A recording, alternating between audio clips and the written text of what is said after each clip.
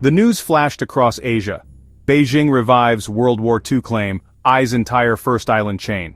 This was no longer about disputed reefs.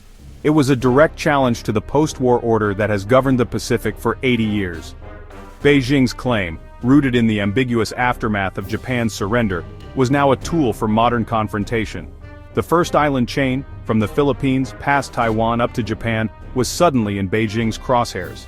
This was a strategic escalation, a move to push the United States out and redraw the balance of power. In Manila, officials scrambled for a response, while Washington and Tokyo reviewed contingency plans.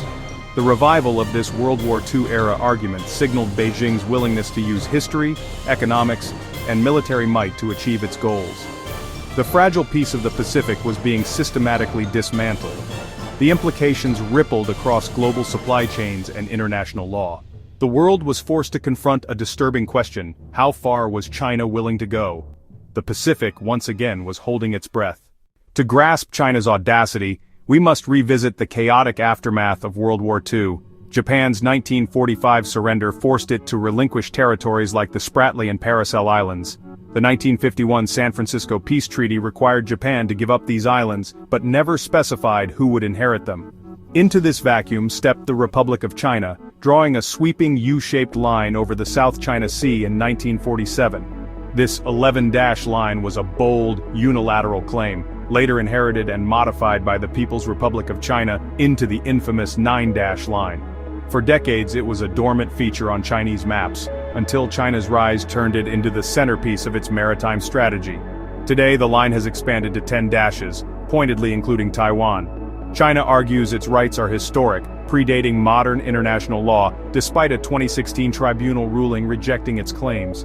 Beijing dismissed the ruling, insisting the post-war ambiguity justifies its actions. A forgotten peace treaty has become a modern weapon of geopolitical conflict. Nowhere is the clash more vivid than at Second Thomas Shoal, where a rusting ship, the BRP Sierra Madre, stands as the Philippines' outpost. Grounded in 1999, it's manned by Filipino Marines, a lonely assertion of sovereignty within their exclusive economic zone. To China, it's an illegal provocation. Beijing has escalated, blockading the shoal and harassing Philippine resupply missions with powerful Coast Guard vessels and water cannons. China's strategy: wait for the ship to disintegrate, erasing the Philippine claim without firing a shot. These confrontations, broadcast globally, reveal the stark power imbalance. China's cabbage strategy surrounds the shoal with layers of fishing militia, Coast Guard and Navy, suffocating the outpost. The goal: conquest by attrition, not combat. The Sierra Madre is more than a ship. It's the front line of a new kind of war. Here, history and ambition collide in real time. The standoff at Second Thomas Shoal is part of China's broader gray zone strategy, conflict that stops short of open war. China uses intimidation, swarming the seas with maritime militia and Coast Guard, backed by legal justifications and propaganda. Lawfare and disinformation muddy the waters, making a firm response difficult. Hundreds of fishing boats, acting as a maritime militia, crowd out other claimants. Smaller nations face an impossible choice: confront civilians and risk escalation, or yield their rights. The campaign extends online, with cyber attacks targeting Philippine government and military sites. By combining physical and digital pressure, China aims to exhaust its rivals' will to resist. This is siege warfare for the 21st century. No shots fired, but the pressure is relentless. While gray zone tactics wear down rivals, China's island building has transformed the South China Sea. Over the past decade, Beijing has created artificial islands in the Spratlys, complete with ports, runways, and military bases. These unsinkable aircraft carriers are heavily fortified, bristling with missiles and radar. Any ship or plane entering the area is now within range of Chinese weapons. This directly challenges U.S. military dominance in the region. The islands are central to China's anti-access/area denial strategy, designed to keep American forces at bay. The U.S. has responded with new operational concepts, but China's facts on the water are hard to reverse. These bases give the PLA a persistent, forward presence it never had before. They are concrete symbols of China's ambition to control the South China Sea.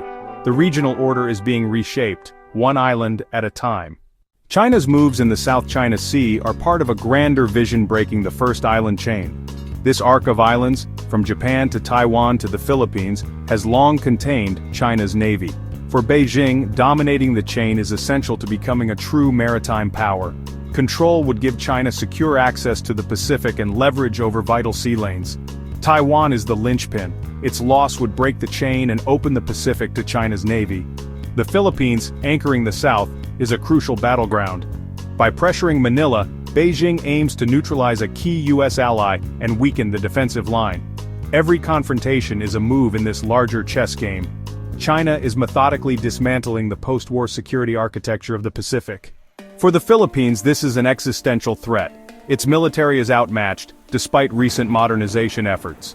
Manila has turned to its treaty ally, the United States, granting access to more bases and deepening cooperation. President Marcos Jr. has drawn a red line. The death of a Filipino in a clash with China could trigger the Mutual Defense Treaty. The stakes are high. One misstep could spark a wider conflict. Meanwhile, Chinese disinformation and cyber attacks bombard the public. The Philippines stands firm, but its vulnerability is clear. The tides of power in the region are shifting dangerously. In response, a new web of alliances is emerging. The US, Japan, and the Philippines have formed a trilateral partnership, pledging deeper defense and maritime cooperation. Joint naval patrols and potential transfers of Japanese ships to Manila are on the table. The goal: create a seamless security chain from Japan to the Philippines, deterring Chinese aggression. The US presence in Philippine bases, combined with Japan's assertive policy, strengthens the alliance. This approach counters China's divide-and-conquer tactics, showing the first island chain is united. Australia and other partners are joining joint exercises, building a network of resilience. The era of unilateral US guarantees is giving way to shared defense. Regional allies are stepping up to keep the Indo-Pacific free and open. The Western Pacific stands on a knife's edge.